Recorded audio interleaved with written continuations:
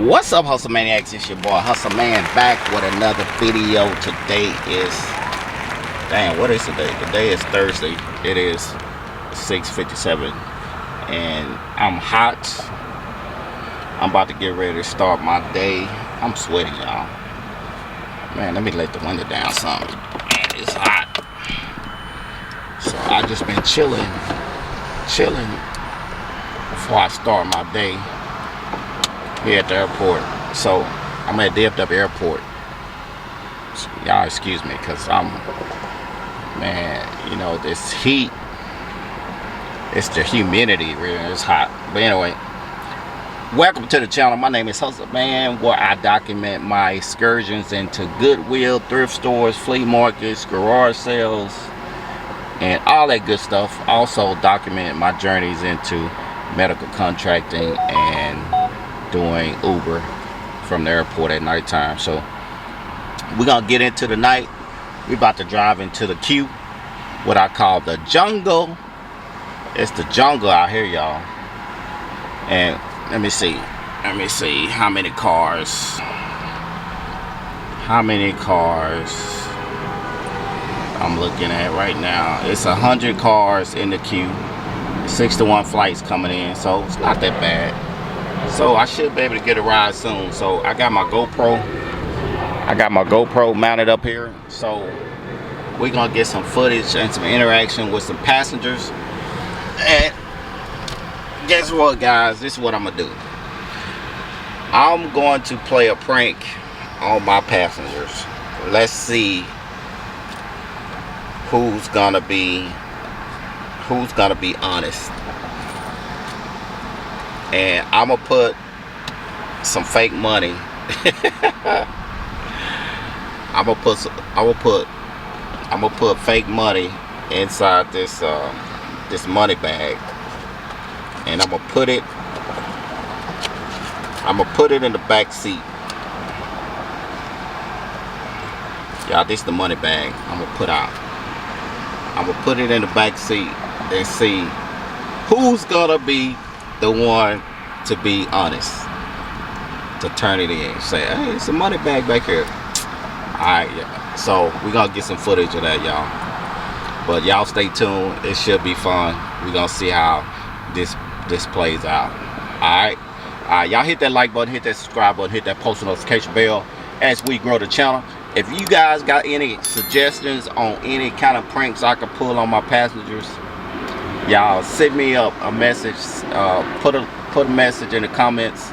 Send me a comment. Let me know what you guys want me to do, and I'm gonna do it. I'm gonna try to do it anyway if it makes sense. All right, I'll check back with y'all later. All right, peace. The way he customized his, but you know, it is what it. I mean, they're all right. You know, anytime you see something new for the first time, you know, like that, you're gonna look at it like it looks weird. But I think it's cool.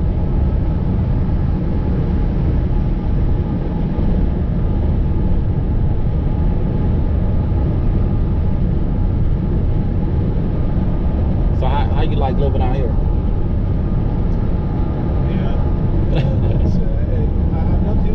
Other than the heat, yeah. I'm not used to the heat. Yeah. But it's a high resource area, right? So Yeah. everything you want. Yeah. Good schools, good daycare, good groceries, all the ingredients you want for any dish. Yeah. Nice restaurants. Yeah. It's like what? It's not as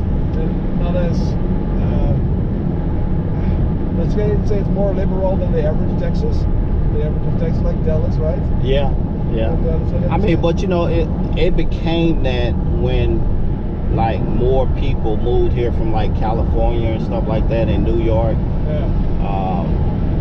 You know, I've been around politics my whole life. In my early 20s, you know, I used to go down to the state capitol and help change laws and procedures for small businesses doing business with the state when I was like 22 years old. So I used to go to meetings with senators and mayors and state representatives, and, but I've never voted in my life. Why not? because you know, like our ancestors wasn't allowed to vote under they had to vote as colored or Negro. They could not vote as an Indian. Right. And it stripped away their heritage. It stripped them away from their sovereignty. Because when you start voting, you became a citizen of the United States, of the corporation. As a citizen of the United States, you are an employee of the state, basically. That's what that means. So, as to honor my ancestors, I don't participate in it.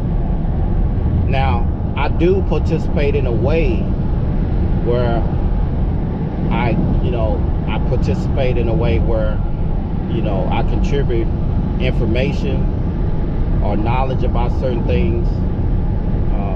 That's how I contribute.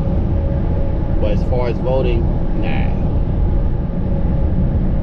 It's not gonna really do anything for us, because in the long run, if you think about it, I mean, they're not gonna do anything for Aboriginal people. People are sent here to take away from the land. And I tell people, like, if you don't understand what's really going on in this country, you don't have a clue. Because as an Aboriginal person, I can see. I've been saying this since I was a kid, since I was, like 12 years old. Even in school, when the teachers be talking about history and slavery and all that kind of stuff, I'd be like, you know, like, our people didn't come here from Africa on those slave ships. We are the Aboriginal people. They created this whole narrative that so-called African Americans. Did you know that term African American wasn't even created until 1988? Really? Yeah. Why did they create it then? Well, this is why. So, to move us farther away from our heritage, from our inheritance. Now, it went from separate groups. Yeah, it went from Indian to colored. Colored came from the word copper colored. It's in the definition of American in the 1828 Webster's Dictionary. It says American, originally applied to the Aboriginals or the copper colored races found here by the Europeans, but later was adopted by the European descendants. So that's where colored came from. It came from the word copper colored. Right. They just dropped the copper part. Yeah. And copper is a tone of reddish brown, which goes from light brown to dark brown. That's where the term redskin came from. Yeah. So then, you know, colored, then Negro, then black. Black was a term that was kind of created in the 60s. It became popular in the 60s, around mid-60s. Because we didn't call ourselves black before 1964. That was an insult. Because black actually means pale or absent of light. That's what that means. So that was a psychological programming that took place in the community. So under the color of law, black actually means you're dead or non-existent human. That's what that means. That's why when police pull you over, that's the first thing they do is say African American male black. That's what they, you know, that's under the color of law. That's what that means. That's why if a police officer kills a so-called black person or African American, they hardly ever get punished for it. And you know, like, it's crazy, but you know, like, since I've been studying all this stuff, man, it's like, wow. Because when I started doing research on my family, on my grandparents' land, you know, I started pulling up all these like records, all these Indian records, and my grandmother, them, I've never heard them say Africa or black. They didn't talk like that. Because they were born in the early 1900s, and they lived to be almost 100 years old. And it's crazy how people be like, I be trying to tell. My dad, 84 years old, and I asked my dad, I said, when did you start hearing about like Africa or whatever? And he's like, I didn't start hearing about Africa until like the 80s. And I said, the 80s? He goes, yeah. He said, I said, your parents never told you nothing about like Africa or where they came from? And he's like, nah. He said, Mama always talked about them being Indians. They never talked about no Africa. That was something that just kind of came out from nowhere. It was like a propaganda deal, a programming deal that was put out there. And because if you talk to an African American and you ask them, well, who in your family ever told you what part of Africa you came from? They'll be like, nobody. So how are you African then? And they don't know. Most African Americans don't know their history. They don't know their culture, because think about it.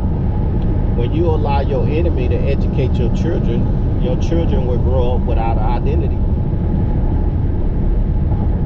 That's just how all this happens. See, most Europeans that came here, like most Europeans came to the Americas in the late 1800s up to the mid 1900s through Ellis Island. You know, Amsterdam first, then. Yeah. Then the English came. Yeah. See, they hunted the Dutch away. They were being exiled from Europe. Yeah. You know, they were being sent here as punishment. Yeah. And Europeans were taking on our last names. We wasn't taking on theirs. They were taking on ours. And people were like, what? I'm like, yeah, because it was African Americans or Indians, Negroes that owned plantations before Europeans did. Because, you know, they didn't have nothing when they came here. They were poor.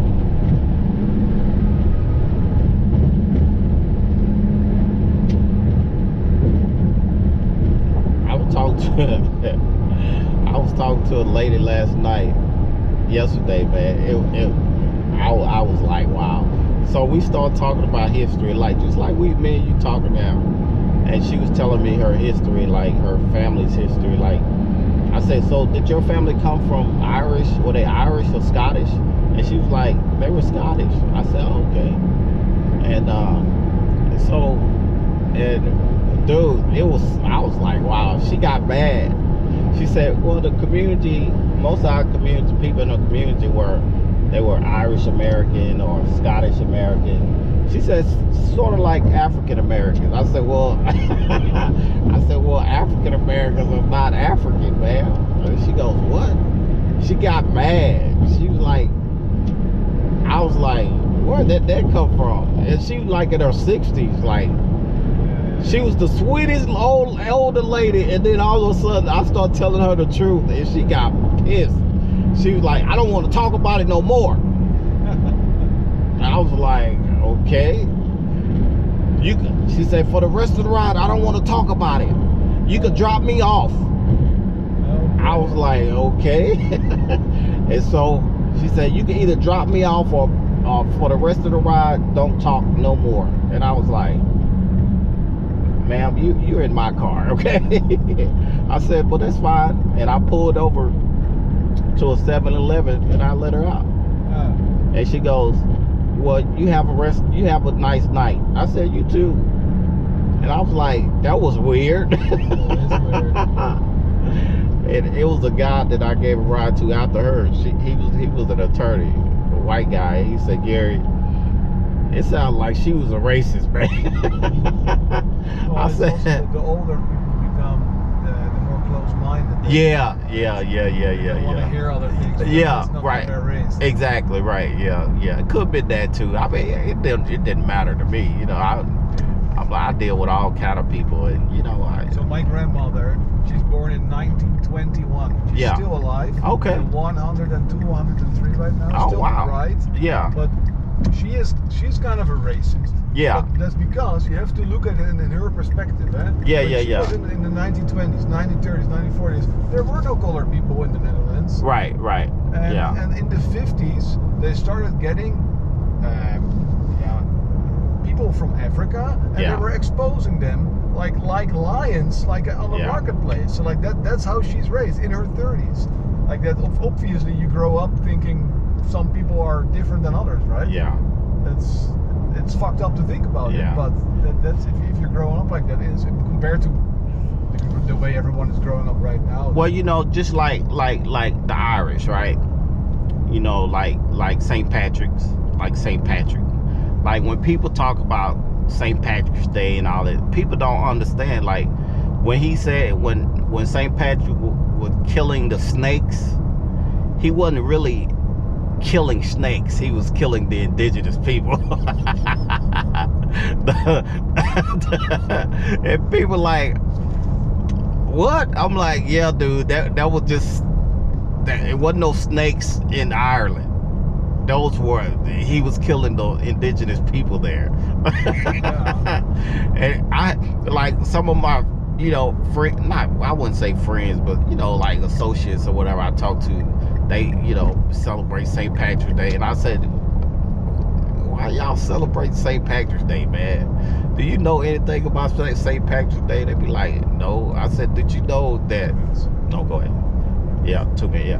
And I have to call my wife because otherwise the dog starts barking. And oh yeah, wake up the babies. Yeah, exactly. yeah. Go.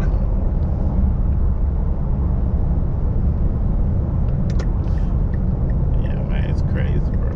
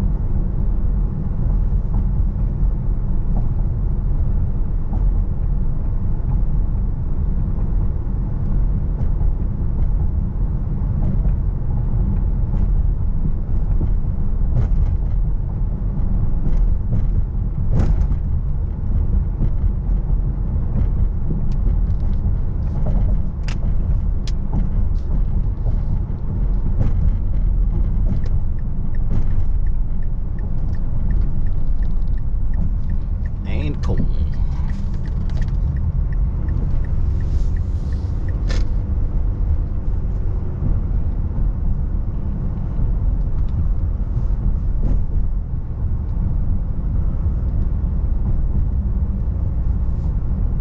Like most of these like subdivisions like this, it used to be farmland. Yeah, of course. Yeah. Like a suburb now, right? Yeah, yeah.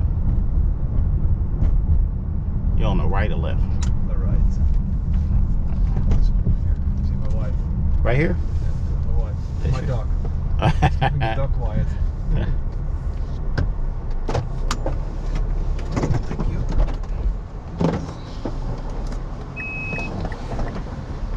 It ain't a pack dog, is it?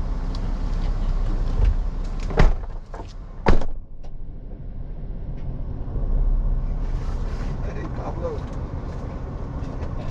Hey, Pablo, his name is Pablo. Pablo. What's the Hey, man, nice meeting you, man. Nice talk.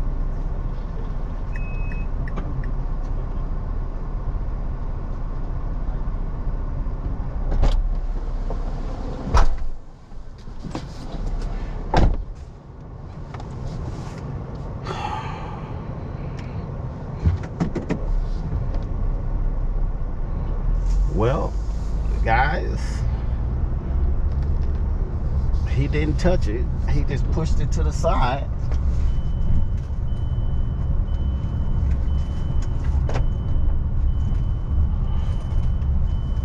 Unless he got something out of it. I don't think he got nothing out of it. Let's see.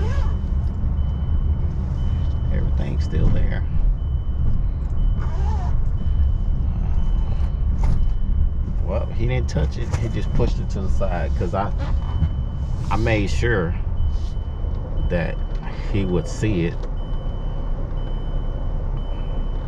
as soon as he got in the car. So what's so crazy is he didn't turn it in. He didn't say, hey Gary, it's it's a bag, money bag back here. Alright guys, y'all hit that like button, hit that subscribe button, hit that post notification bell, and I'll see y'all on the next one. Alright, peace.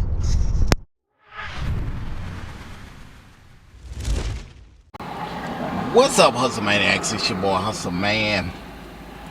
I'm back, guys. It's been a crazy night. So let's get into it. It was a crazy night. I mean, not crazy as in good crazy as far as money wise, but I end up doing, let me see, 6 rides for a total of $127.86. 6 rides. In my wallet, I just cashed out $145.26. So I cashed out $144. The $127.86 is without tip. So let's get into it, okay? So let me break down the rides. And actually, I could have made more money than that. I cut one ride short, so I'll get into that a little later. So my last ride paid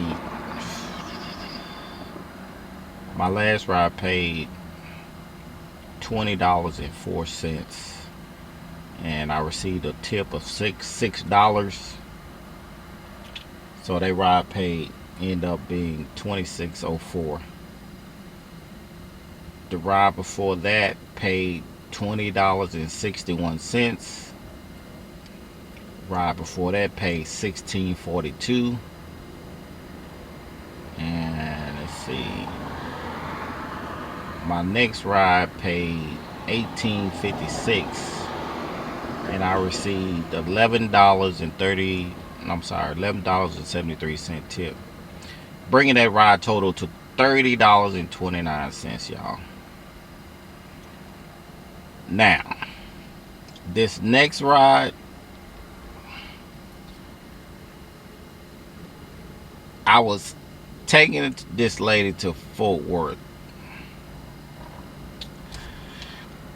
This is one of the craziest rides I had, man.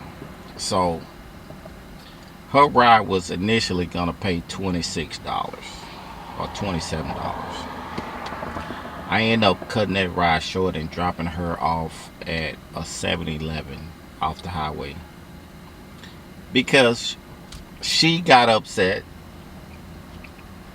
We were talking about history.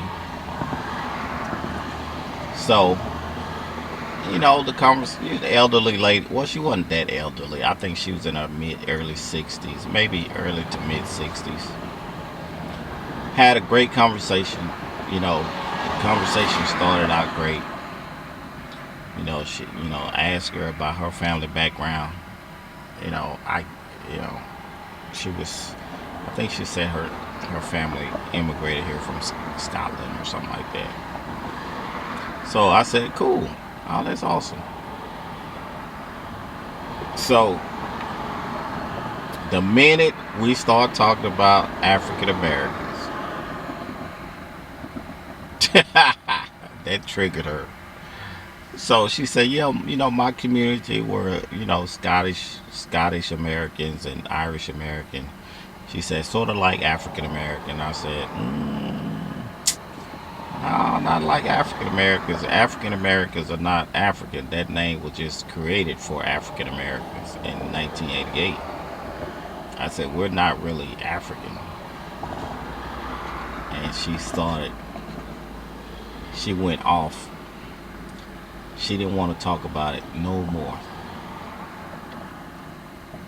She started yelling. She told me that she didn't want to hear no more. She didn't want to talk no more.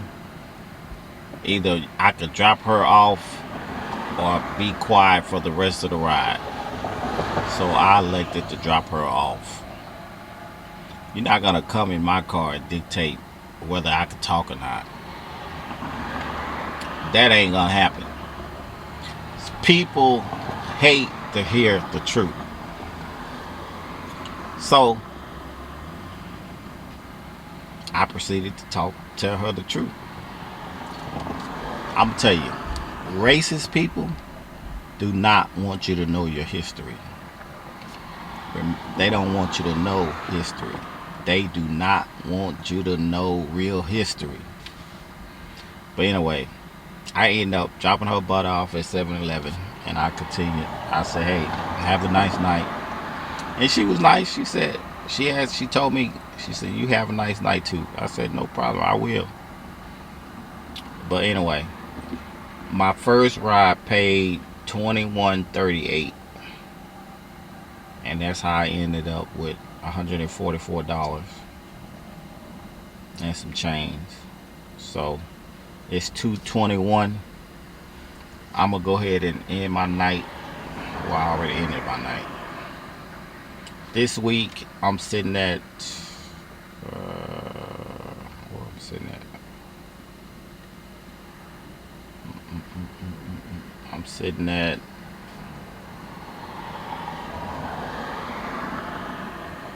$429.28, because I didn't work last night. So Monday, Tuesday, and Wednesday I worked 3 days, and I'm at $429. So yeah, guys, it's one of those nights. I mean, you know, it's down season right now, so it's all good. It's part of it. But anyway, y'all do me a favor, hit that like button, hit that subscribe button, hit that post notification bell. Oh, my first ride was a guy from India. He was pretty cool. We had a great conversation. We talked about history too. And I did the prank. I did the money bag prank on him. But at the end of the day, when I dropped him off, I should have kind of like let it play a little longer to see if he was gonna take it or not, because it was under his backpack and he didn't say nothing about it for the entire ride. I don't know if he's seen it. I don't know, because he did put his backpack on top of it. I should have waited to see if he was gonna take it, and then kind of tell him like, hey, you know, did you see a black money bag back there? Anyway, y'all watch the videos all the way through for me. Like the videos, share the videos with friends and family, and hit that subscribe button. It's Hustle Man, and I'll talk to y'all. I'll see y'all on the next one. All right, peace.